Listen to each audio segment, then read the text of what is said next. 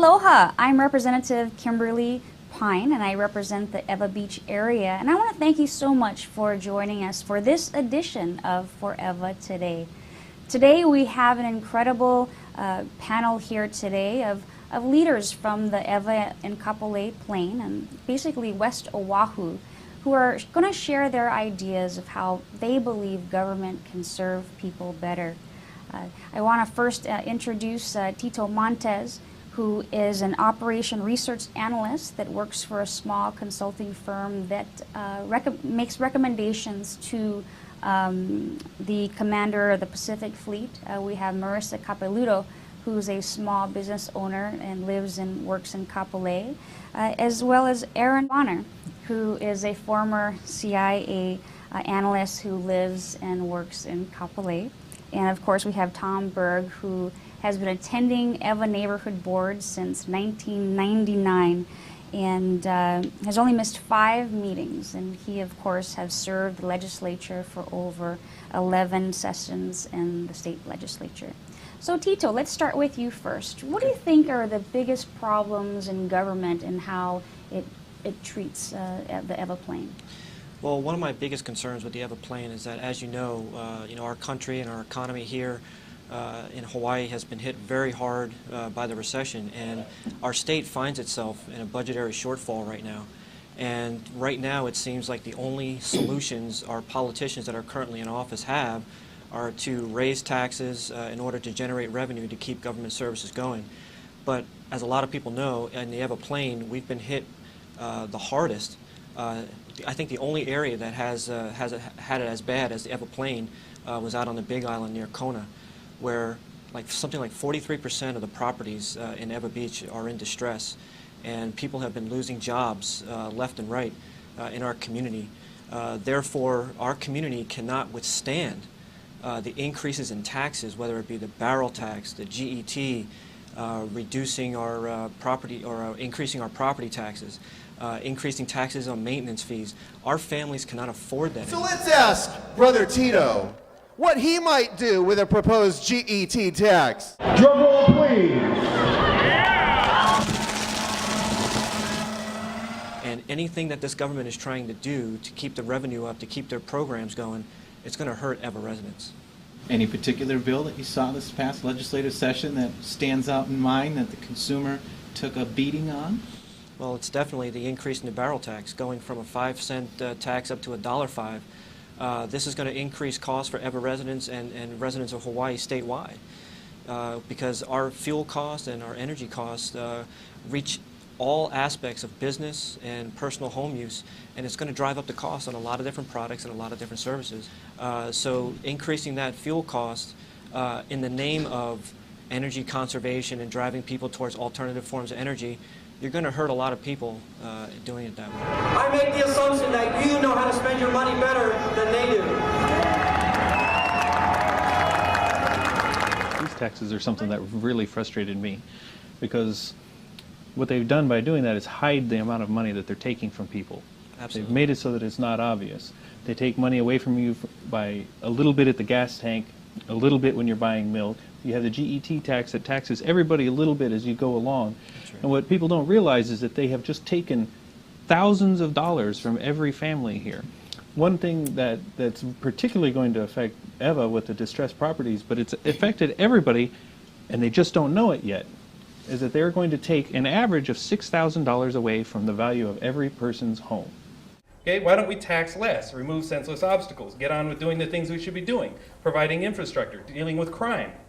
We certainly have plenty of other things to occupy our attention. We can have a meth epidemic, we can deal with the homeless problem, we got outdated sewers, we have Waikiki's infrastructure falling down, we have hundreds of legitimate things we could be spending our time on besides trying to take other people's money and figure out what to do with it. The basic principles of accounting in our home, in our household, when it comes to spending money, is income and outcome.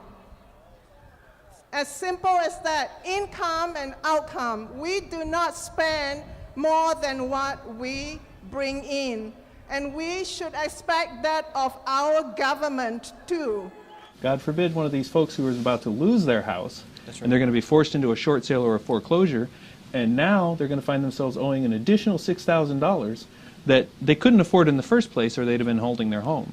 That's so right. It's very frustrating to me, not just to see them take the money, but to do it in such an underhanded manner that the people are paying all this money and they have no opportunity to say anything about it because they weren't aware that it was happening to them. Our residents in Eva Beach, I've spoken to a lot of them going door to door so far. A lot of people are living on the razor's edge when it comes to their income, meeting bills and taxes, etc. And there's very little slack in people's incomes and their discretionary incomes to make up these additional taxes and levies and fees and all kinds of just bad charges that they're putting on the consumer. They can't afford it. I mean, that's the bottom line. And you touched on a point that I think is excellent, because a lot of people aren't aware that the GE tax and other taxes are at multiple levels of transactions in Hawaii, where it not only increases their taxes, but it drives up the cost on everything they buy. It's at multiple levels. It's completely regressionary, because it hurts the lower and the middle income people the most. So that's what really bothers me, because we're supposed to be trying to build up our community, grow jobs, get money into the community, let people keep more of their own money, and they're doing the exact opposite of what we really need to get our economy back on its feet. Our bathroom up there at the Makakilo Rec Center is falling down. So I called the board. Hey, I'm going to bring my own wood. Knock up for you guys' doors up there. Because my daughter hates to go there. It's scary. And they're all a bunch of potholes. And they said in 4 months it's coming. I want you guys to check my website, because I'll put everything what's in there, everything. I did my homework.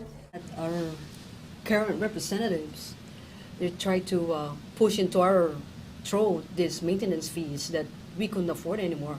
That's already taxed. That's the people's money that they're supposed to use for their own use, not for these lawmakers that they don't really know how to create jobs.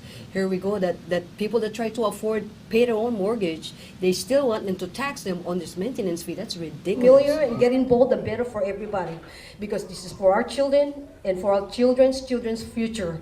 We're gonna lose Hawaii if we don't do anything now. So you're absolutely right that to make up revenue, it was proposed, because that one didn't make it. Thank goodness. There was, we have to kind of thank Rep. Kym Pine over here, because she took the lead on this and educated her colleagues. This measure to tax maintenance fees came up in a conference committee.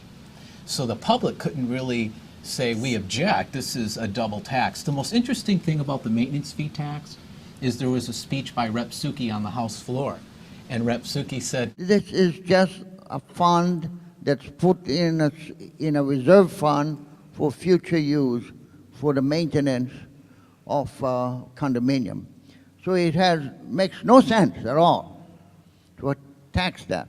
but they voted for it anyway. And then it went to conference committee. So the fight to get the property management companies and the homeowners to say, this is what is creating and adding to the homelessness, because they're going to pass on that maintenance fee tax to the That's right. to the renter. There's a whole lot of services that are included in those maintenance fees. First and foremost, Mr. Speaker, are legal fees. Also, landscaping fees and paving fees. And I believe that those services needs to be taxed. And so little by little, with the barrel tax, a maintenance fee tax. Now, Marissa, well, I'm going to say this though, Marissa, because you were going to talk about real estate. Exactly. There was the 1%. Now you get to the point where you're suffering and you want to sell your home. I'm a little bit perplexed as to some of the comments that were brought up by the minority, particularly the representative from Eva Beach, given the fact that it doesn't necessarily apply to homeowners per se, but the type of business that you already can't make the payments, so now you're going to lose more money on top of it. In Eva Beach, we have many homes that also are businesses. We're allowed in many areas of Eva Beach to also have our businesses. And so this bill affects every aspect of the different types of businesses as well as the types of living arrangements that we have in Eva Beach. Right. I say, now this is what I did at the CIA. I found money. I found out how people hid money, moved it around, spread it around, and kept people from realizing what's going on. This is how you pay for things in governments, which is why the CIA was interested in this.